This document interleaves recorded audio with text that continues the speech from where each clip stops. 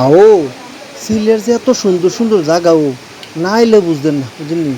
আইলে বুঝবেন, যারা আইছেন না আইয়েন।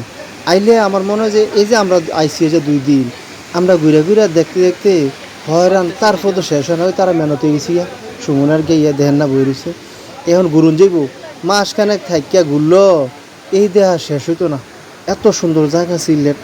এখন তাদের ঘুরা ঘিরা কই আইছি, কারণ মেহনতে গেছি না লাগে পানিটার কাছে, কোনো ঝর্ণাটার কাছে, মাধবকুণ্ড যে ঝর্ণাটা আছে না, এইটার কাছে আইছি।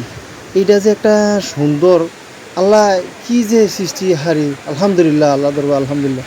দেখছিনি আল্লাহর কি রহমত, এই যে পানি ভর্তি আছে, ও ভর্তি আছে, কইতে যে পানি আইয়ে একমাত্র আল্লাহ ছাড়া কেউ কইতারতো না, কইতারবো, কইতারতো না। আইও তো অনেক পর্যটক, আমরা এটার ভিতরে আইতেও কষ্ট হয়েছে, টিকিট কাটটা যে ডুবাম এই ভিড়াভিড়িরে তো কষ্ট হয়েছে। অনেক পর্যটক তো, কারণ সুন্দর জায়গা কেডা না ইয়ে দেখতো।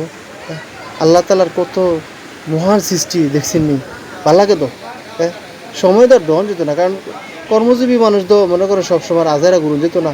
ঈদের সিজন দেখে কয়েকটা দিন সুযোগ পাওয়া গেছে, তারপরে ছোটো ভাইটি শখ করছে, ইতার লগে আইসি না, ইও তো পারি না, জ্বরছে বলাই নে ভাই যাওনে লাগবো, ও কিতা করবা, যাওন লাগবো, আচ্ছা আইলাম। এবার তার একটা উদ্দেশ্য আছে, তারা কিছু কিছু জায়গাত নিয়ে আমরা জায়গা দেখাইছে, আমারে কিতা দেখাইছে জানি, তারা যে বিয়া শাদি করছে না এটা বুঝাইছে। অনেক জায়গা দেখে কি যার যার লোক তুলে আডে, তারা এটা আমরা বুঝায় আর কি, বুঝিনি যাক, তারপরও বিয়া শাদি করাইলাম তারা।